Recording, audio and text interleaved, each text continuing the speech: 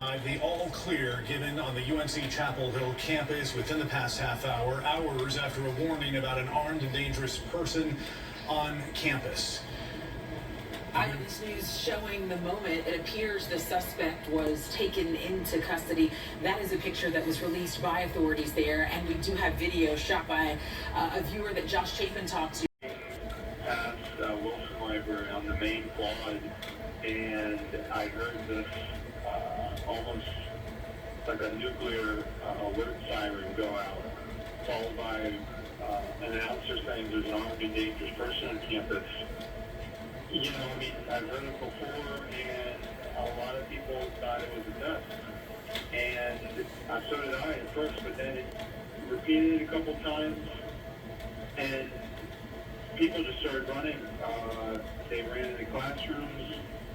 A lot of them just, when I say sprinted, they just sprinted to, whatever doors were open and they could get into.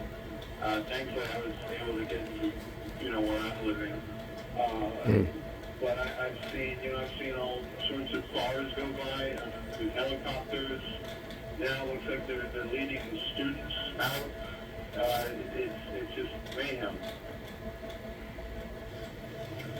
We've been talking to students on the phone in real time as this was unfolding this afternoon. So many students with really very challenging experiences there this afternoon. Full of concern, full of worry as they were locked down. Some in the student union, one young woman with 8 other female students in a bathroom. She described herself being in a stall in the bathroom, not knowing what was going on. Others in dorms and others in classroom buildings. When you and Amber were on the air earlier, I was online on social media trying to find more students and parents, and made contact with a parent who said that their daughter was barricaded in her room in the closet for 2 hours, texting, just very unnerving to not know what was going to happen there. And this father says that his daughter's usually a very calm person, but in this moment he could tell and hear the fear in her voice, and that's hard as a parent to hear, of course, not knowing what's happening there on campus. I think we've texted since then and a little more calm, but still the nerves that have come after this, and how do you send your kids back? Person. I will add that I was able, it's a little hard to see on TV, but I was able to freeze frame that video on my phone, and it appears at first glance that that person does match roughly the description of the person of interest UNC police were looking for.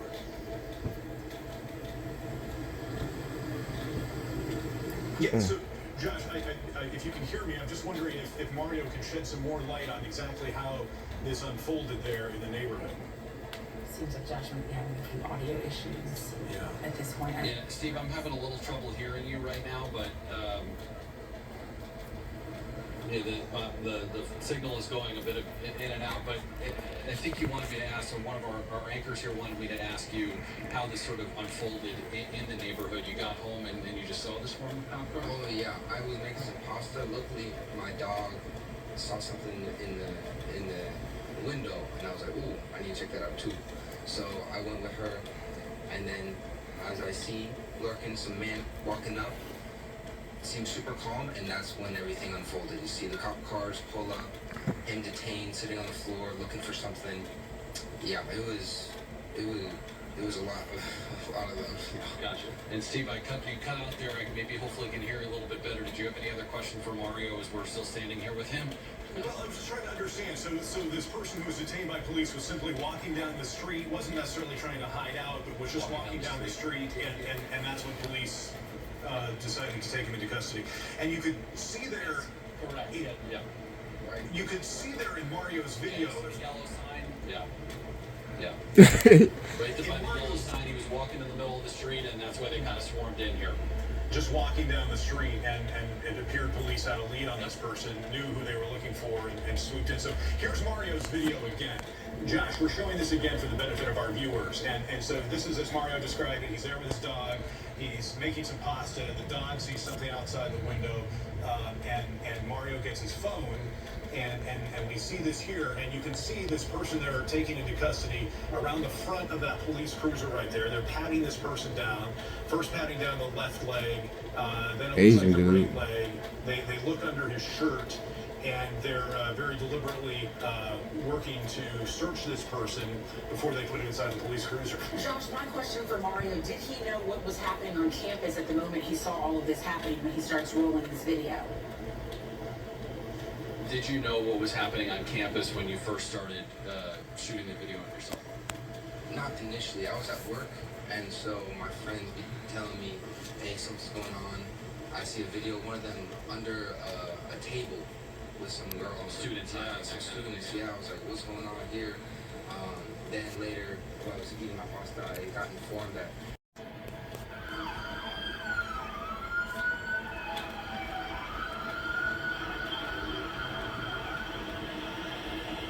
Okay, so that is what was this began unfolding. We had crews in place there shortly after 1 o'clock. The alert went out at 1:03 p.m. this afternoon that there was an armed and dangerous person on campus.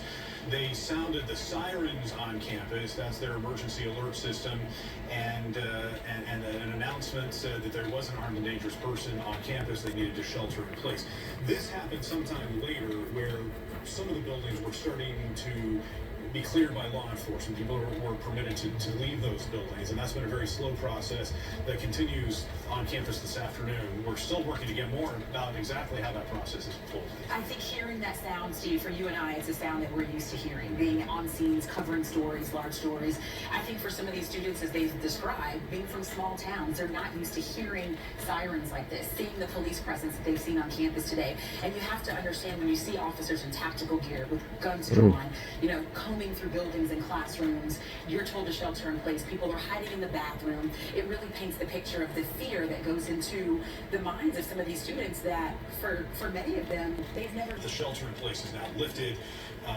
They are asking people to remain away from Caudle Labs, C-A-U-D-I-L, Caudle Labs. That's the place where presumably the focus of the investigation continues right now. But if you're watching our coverage right now, the shelter-in-place order has been lifted. The lockdown is lifted on the UNC campus. So wherever people are, they are free to go. We have been hearing from students all afternoon that have helped paint the picture of exactly what's happening there on campus. Sean Coffey joins us again live with an interview with Must be new. Sean.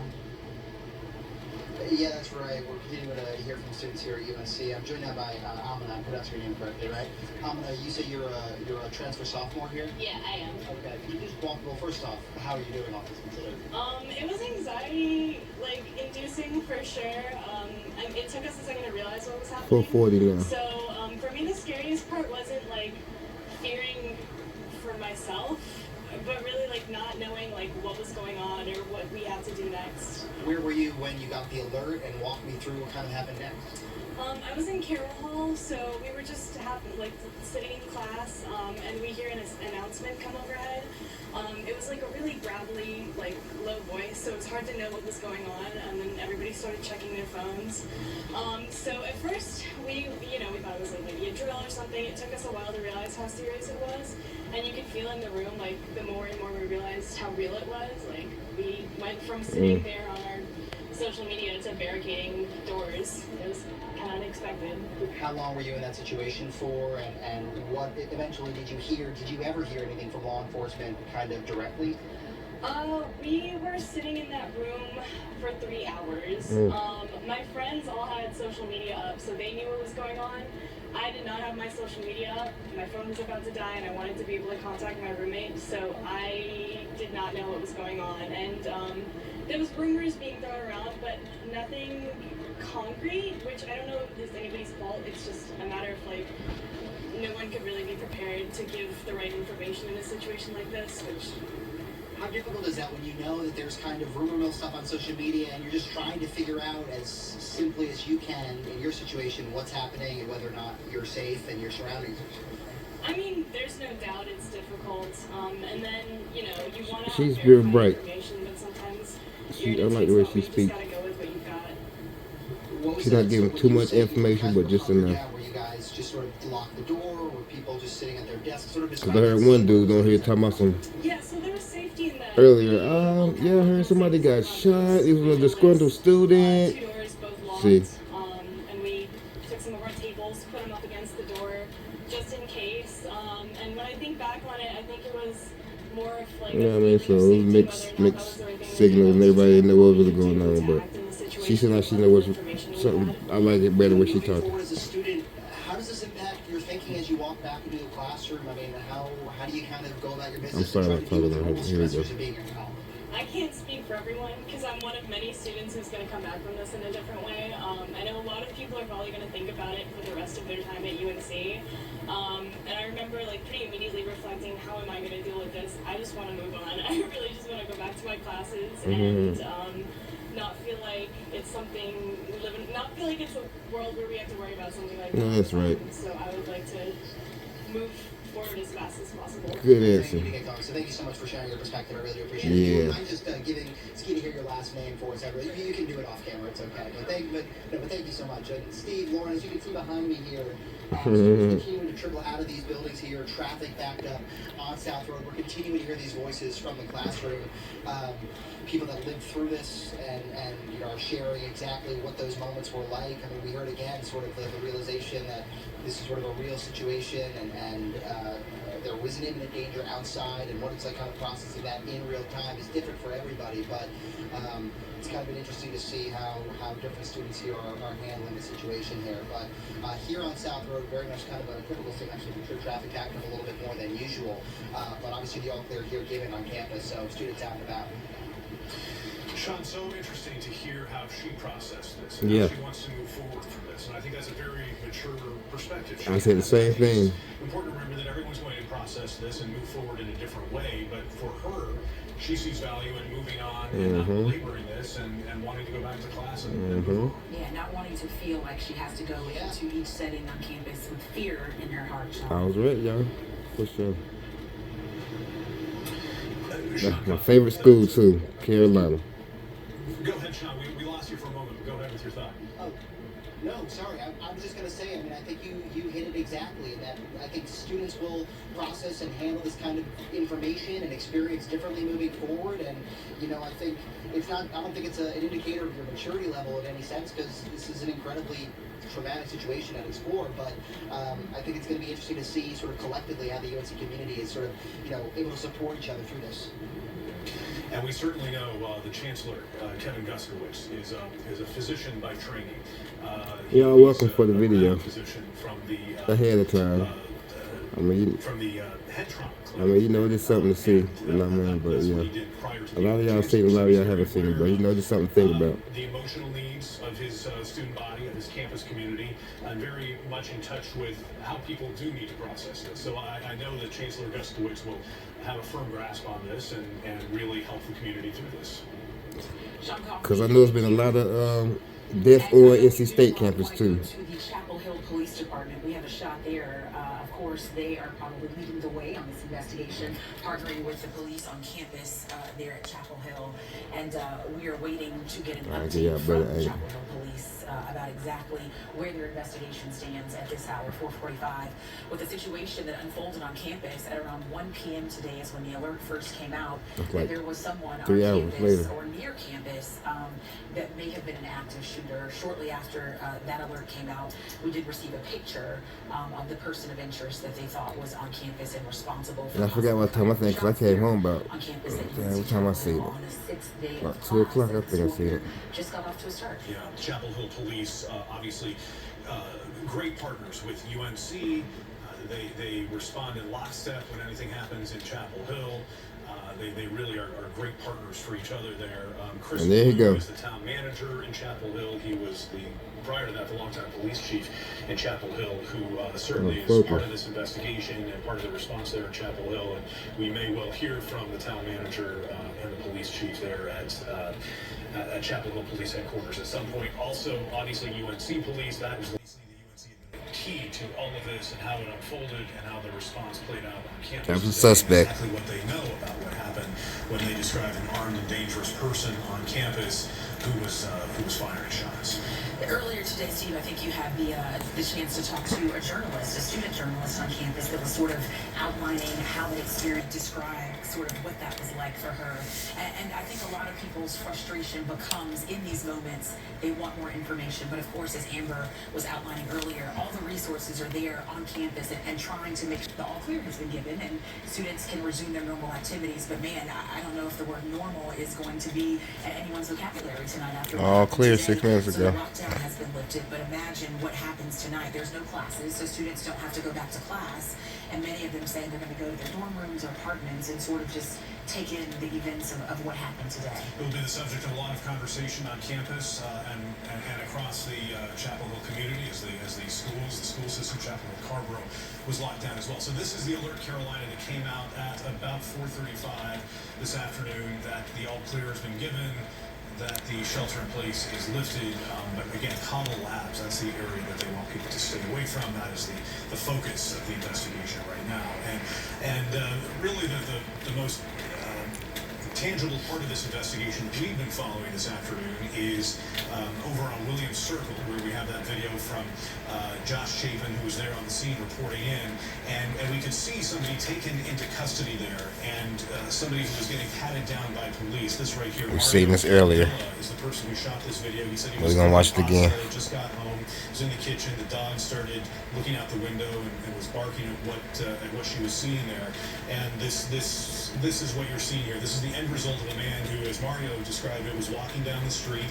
Police swooped in, detaining him, taking him into custody, searching him right there. And again, when we still frame it and we look closely at it, this person roughly matches the description of the person who was the subject of the person of interest alert put out. And Mario was very clear to tell Josh Chapin that person was not anyone familiar to him in that neighborhood. He did not believe that person lived in that neighborhood. So he was thinking it was kind of unusual to see this kind of activity. And we're hearing just coming in, there will be a press conference happening, Steve, in 15 minutes. So we'll get an update in about 15 minutes. Suspect get in the car. From authorities about where their investigation stands tonight. I know Oh, he got some good video. and of course, an investigation like Jeez. this can release some information. That's a money shot. Money shot. Threat level is going on. Students can resume their normal Oh yeah, activities. that's a good video there, homeboy. To give all the information that people Mario. know, of course, about Mario. but students reported on Appreciate it, Mario. hearing what they thought Let's give a shout out to Mario for that shot right there. because they were on campus for school, and later started seeing a bigger police presence show up. So we'll hear from authorities in about 15 minutes. I know Akila Davis is heading to that press conference, and we'll be able to get some more information. Lunch, and I was about to head to class, neuroscience class. It's in Davie Hall, it's North Campus. I was just about to leave, and we got the alert in Alert, Carolina, and that's when there were people there saying, "Stop, you can't leave," and we were stuck in the dining hall. What exactly did they tell you? What exactly did they have you do in those moments after the alert? Yeah, so after the alert, there was kind of a confusion. We were kind of confused as to what we should do. We actually planned on going to class, but they immediately closed the doors. Like, you guys have to stay inside. It's a very dangerous situation. Close the doors immediately. There was a bit of chaos, but in the end, everyone was safe. There was a bit of panic in the atmosphere, which was kind of expected, but I feel like everyone handled the situation amazingly. And yeah, so we just hunkered down in Lenore Hall, and yeah, everyone was. You're a freshman. This is your second week of classes here. How do you process First year. something like this happening so soon in your college? Yeah, I mean, it was a surprising event. Still hasn't set in, really. In the future, I guess it's a testament to all the students to be more safe, more aware of the surroundings. But it's the sad reality of this country that these things keep happening, and that's the situation of this country as of now. How do you feel like you'll sort of handle this moving forward now? Obviously, thankfully, the all clear has been given on campus. Students are allowed to be out and about. But, longer term and in the days and weeks to come, how do you feel like you'll use this, experience, and how do you think it'll impact? I feel like from now on, 453. I will trust the university. Of course, they will take any action that is needed. But for me, I will probably stay more aware of my surroundings and just keep an eye on them and keep going my life as it was. In those moments when you kind of don't know what's happening outside the doors, what are people doing inside that dining hall? Are people are they conversing? Are people silent? Are people on their phones? Does it kind of vary? What was kind of the scene? Yeah, I mean, there was a little bit of everything. There were some people who were like extremely nervous, kind of breaking down. And then most of us were on our phones checking the news. We actually tuned into the police radio, trying to figure out what was happening, because no one really know what was happening. There was so many different stories, different versions of everything. And so we really tried to know what was going on and kind of live what was happening. We got a good idea of what was happening live when it happened. We saw the first suspect getting captured as it happened live. there was a lot of, outcry, things like that. And when it got released, everyone got scared again. So things like that, it was just pretty much reacting to the events live and just hoping nothing bad was going to happen in the north and around campus. I really appreciate your perspective and stay safe moving forward. Obviously, we're continuing to hear these stories here on campus, guys, and we'll continue to provide updates as we hear more here. But kind of all we can do at this point is just sort of learn from those that were in the room, so to speak. We'll send it back to you. Yeah, Ionk sharing his view there. And Sean, thank you. Very often we see a movement toward advocacy where people touched by these kinds of events, especially young people across the country, touched by these kinds of events, they want to do something so other people don't experience the same thing. Yeah, and I think the collective thought today is initially people were confused and saying, is this really happening? And I think the reality of it sets in with people, and then you have to respond. Everyone's response, of course, is going to be different, as we mentioned. Some people are saying they don't know how to move forward, and we know that's going to be something that the chancellor will address as far as mental health resources available on campus for students. Others are saying, I want to put this behind me. It's day 6. We have a full calendar year. Now you see what they skin tone really look like. And we want to move forward and not let a lone event like this stop what we're doing. So the response, I think, kind of runs the gamut. It does. And we're joined on the phone now for more perspective from Jeremy Fine. Jeremy is an MD and PhD student, as I understand it, at UNC Chapel Hill. He's going to be real smart, too. Today. You also of course, but I want to hear and see what he got to say. Jeremy, let's talk first about what you experienced on campus today. Yeah, like you said, thanks for having me on. This is the 3rd time in my life I've dealt with something like this, and I gotta say, it's probably the scariest time. I was on a Zoom meeting, and my professor got a notification, and me and 2 friends went down to the basement of the health sciences library and barricaded ourselves in a men's bathroom where we sat for 3 hours.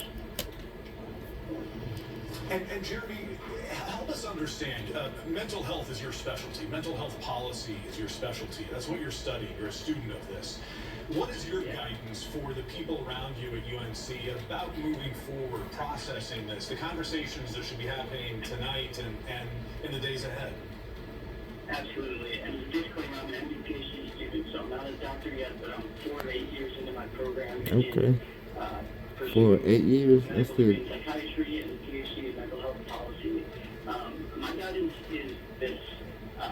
When we're having these conversations locally, in our state, internationally, nationally over the next few weeks, and we're talking about mental health and mental illness as a driver for shootings, we need to know that less than 5% of shootings are committed by somebody that has a severe mental illness.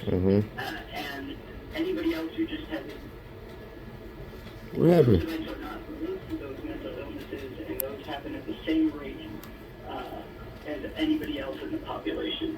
So when we start talking on a national scale about funding mental health resources for people, that's great. Everybody in my profession is going to be willing to go follow Jeremy Fine. But it's not going to solve this problem. We're going to keep having these shootings until we do research into the root causes of mass shootings, and until we open up our discussion to access to guns and policies that can limit that access. Because I got to tell you, I live with mental illness. So many of my friends live with mental illness.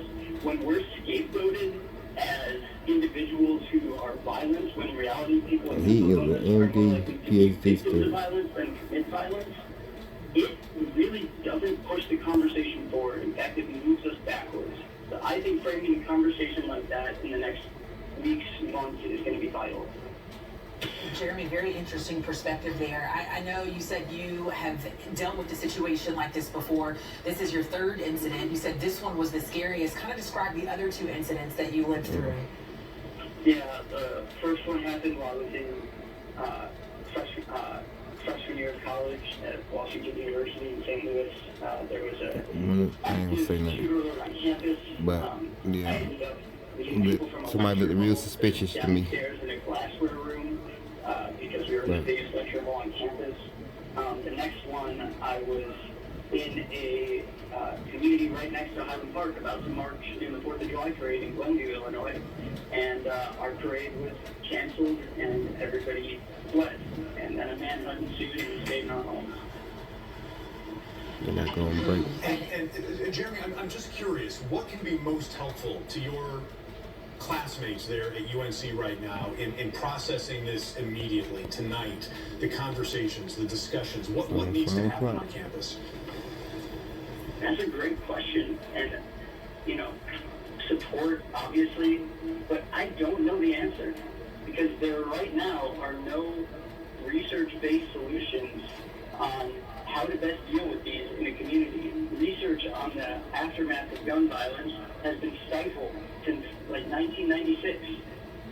So, you know, I can say from my perspective as a human being, what would help me is being with my family members, giving my dog a hug, you know, playing music, doing the things that make me a healthy person.